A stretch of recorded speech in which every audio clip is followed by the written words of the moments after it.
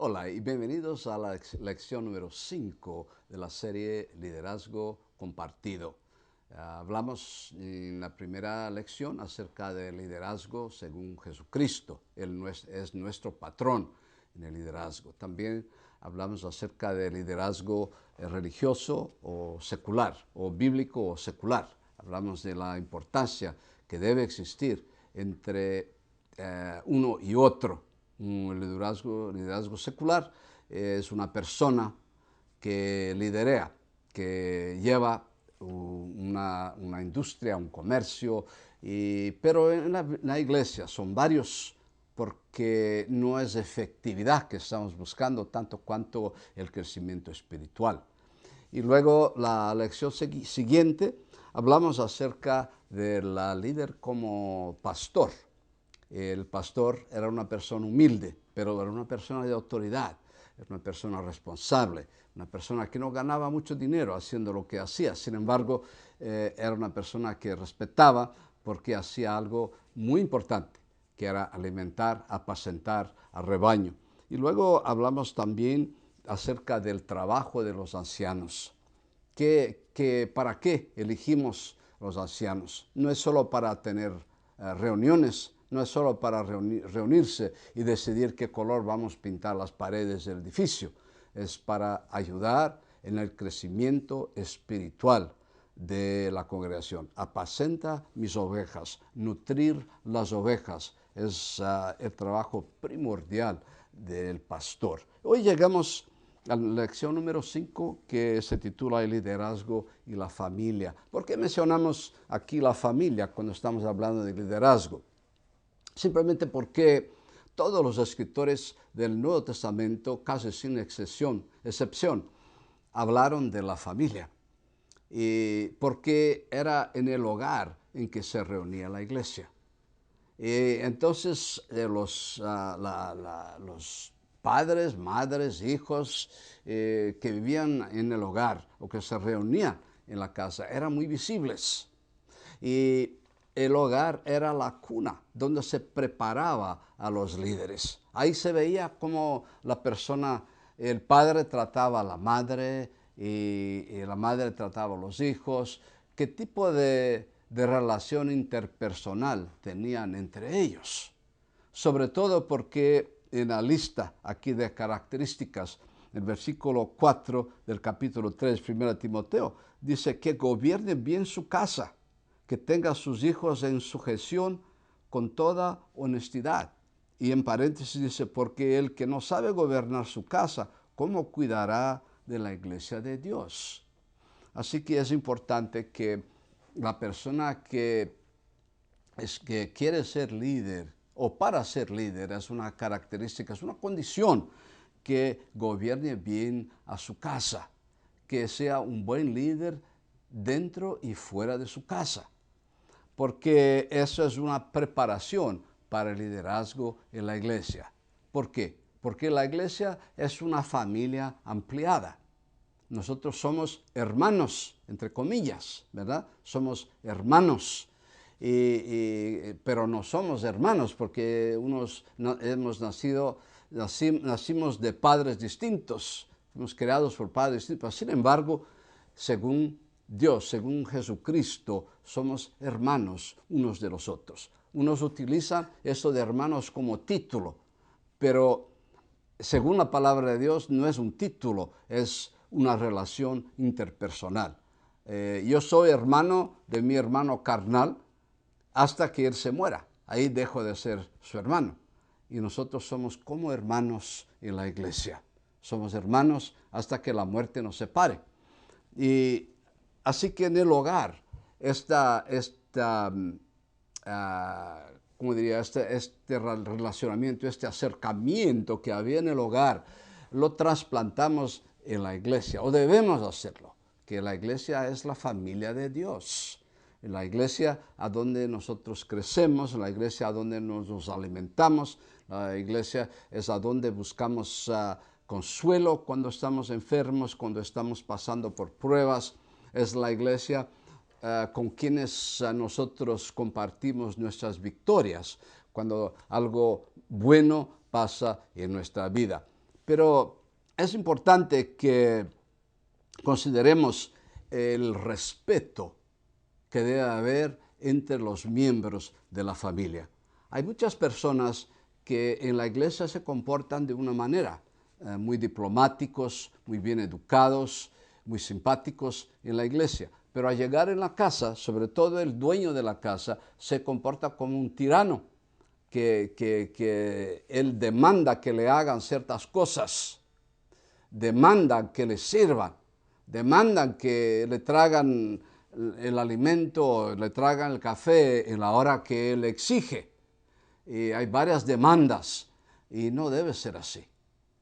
El líder, según la palabra de Dios, sí debe gobernar su hogar, sí debe tener autoridad, pero debe ser una autoridad bondadosa, debe ser una autoridad mezclada con el amor, una autoridad que viene desde su servicio hacia los miembros de la iglesia, perdón, los miembros de su familia.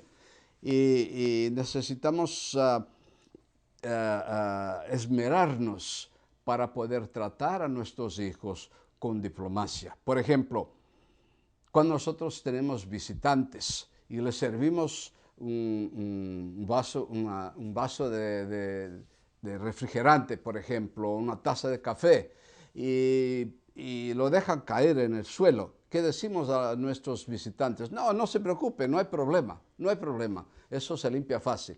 Ahora, si lo mismo se pasa en la mesa con nuestros hijos y está tomando su leche o agua y lo deja caer sobre la mesa, lo derrama sobre la mesa, ¿qué le decimos? Que vaya a la cama, les castigamos. Pero tenemos que tratar también con diplomacia dentro y fuera del hogar.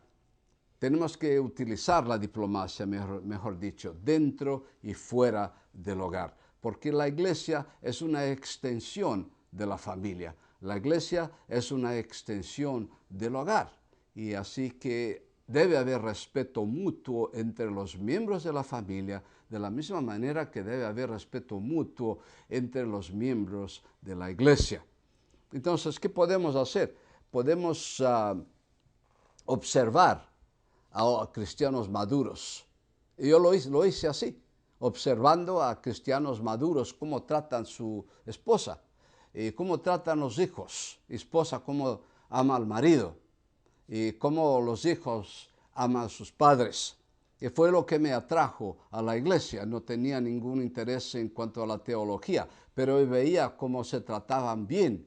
Cuando visitaba los misioneros en mi país, y les visitaba en sus hogares y veía la manera como se trataba en sus hogares. Y eso me atrajo. O sea, eso puede ser también una gran herramienta evangelística. Los hogares, un hogar en armonía, es una gran herramienta evangelística. Personas que no van a un templo o no van al edificio de la iglesia, sí pueden ir a un hogar. Y ahí en el hogar se sienten a gusto, como no se sentirían quizás a gusto en el edificio de una iglesia. Pero para empezar, la visita en el hogar es importante, sobre todo si hay un buen tratamiento, buenas relaciones interpersonales, buena diplomacia y bastante cariño y amor entre los miembros de aquella familia. Esa puede ser la semilla que puede llegar al corazón de la persona, y un día habrá la cosecha deseada. Y nosotros todos queremos un hogar agradable, pero nosotros tenemos que tomar el primer paso, nosotros. Si queremos que sea agradable, nosotros tenemos que ser personas agradables. Y tenemos que ser lo mismo dentro y fuera del hogar. Gracias por acompañarnos. Y dentro de pocos minutos estaremos de regreso hablando acerca de el liderazgo y la familia, con la ayuda, con la presencia del hermano Alberto Acosta. Muchas gracias por acompañarnos. Hasta entonces. Hola, aquí estamos con el hermano Alberto Acosta para sacar más conclusiones acerca del tema del liderazgo y la familia. Alberto, bienvenido. En el capítulo 3 de 1 Timoteo, tú conoces bien el pasaje. El verso 4 dice que gobierne bien su casa, el líder, ¿verdad?, de la iglesia. Que tenga sus hijos en sujeción con toda honestidad, porque el que no sabe gobernar su casa, ¿cómo cuidará de la iglesia de Dios? ¿Cómo ves tú este pasaje? ¿Puedes hasta guiarnos en cuanto a esto? Bueno, hay muchos lugares donde la iglesia aparece como la familia de Dios. Entonces, ¿cómo uno puede liderar a una familia si no sabe cómo hacerlo en su propia casa? Entonces, ya es demasiado tarde aprender cuando uno está en la iglesia ya. Dice que los hijos deben estar en sujeción. ¿Cómo entiendes tú esto? Yo veo eso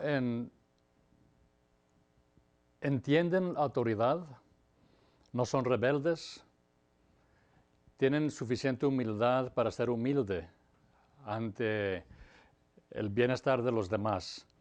Uno se somete al bienestar de la familia. Entonces uno se somete a la iglesia. Entonces si un hijo es rebelde, no sabe manejar autoridad, no es humilde, y si sus hijos son así, entonces eso indica que él no tiene experiencia en hacer esto en la iglesia. Cierta vez una señora se acercó y me dijo, mira, yo creo que mi marido ya no me ama. ¿Qué puedo hacer para que mi marido me ame? ¿Qué le dirías tú a esta señora? Bueno, lo que ella puede hacer y lo que uno puede hacer. Ella tiene que seguir amándolo. ¿Ok? Nosotros como co-líderes o compañeros en liderazgo podemos hablar con él. Pero si él ya es líder de la iglesia, si él ya es anciano, entonces hay un grave problema. Eso sí. Pablo dice que el hombre debe amar a la mujer y la mujer respetar al marido. Tengo la impresión que una cosa genera a la otra, ¿verdad? Exacto. Sí, eso es interesante porque nunca le dice al hombre que respete a su mujer. No es que no la debe respetar, sino lo que ella necesita es saber que es amada. En cambio, al hombre no le dice que ame al esposo, porque el esposo percibe el amor a través del respeto. Es lo que a nosotros nos da nuestro lugar, nos sentimos cumplidos. Entonces es así. Si el hombre ama a su esposa, ella con mucho gusto le va a dar el respeto. Y cuando ella respeta al hombre, a su esposo, él naturalmente la va a amar. Una cosa que parece que genera la otra, ¿verdad? Sí, señor. Y eso es algo que a veces creemos que no está bien, porque la mujer debe amar al marido y el marido a la mujer. Pero hay mucho respeto en el amor y hay mucho amor en el respeto, ¿verdad? Cuando la Biblia menciona, por ejemplo, amar a la esposa, el marido debe amar a la esposa, pero él no lo siente, ¿verdad? Nosotros creemos que el amor tiene que ver con sentimiento. ¿Cómo ves tú ese verso? ¿Cómo puede el Bueno, marido amar a la esposa? bueno, como dice en Efesios 5, como Jesús amó a la iglesia, Ujú, ujú. se murió por ella. Eso. El hombre tiene que tragarse su orgullo, sus prejuicios y someterse a las necesidades de la mujer. No a su autoridad, sino someterse a lo que ella necesita, para que ella crezca y sea como la iglesia va a ser para Jesús. Muy bien. Y la cuestión de los padres, la Biblia dice que los padres no deben irritar a los hijos, ¿verdad? ¿Cómo lo ves eso? ¿Cómo pueden los padres irritar a los hijos o dejar de irritar a los hijos? Bueno, primeramente que sean constantes, Ajá, ajá. no altibajos, un día cariñosos, al otro día enojones, sino ser un hombre constante, no autoritario, flexible, un hombre cariñoso, un hombre básicamente que respeta a sus niños como seres humanos. El respeto es muy importante. Respeto a los niños, ¿verdad? A los Respetándoles, ellos respetan a sus padres, ¿verdad? Y se demuestra el respeto con el escuchar. Amén. Escuchar a los niños, escuchar a sus hijos. Entonces no van a estar frustrados. Eso es. Creo que se nos acaba el tiempo, pero agradecemos que nos hayan acompañado. Esperamos poder estar de regreso con la lección 6 acerca de la elección de los líderes. Muchas gracias por acompañarnos. Hasta entonces.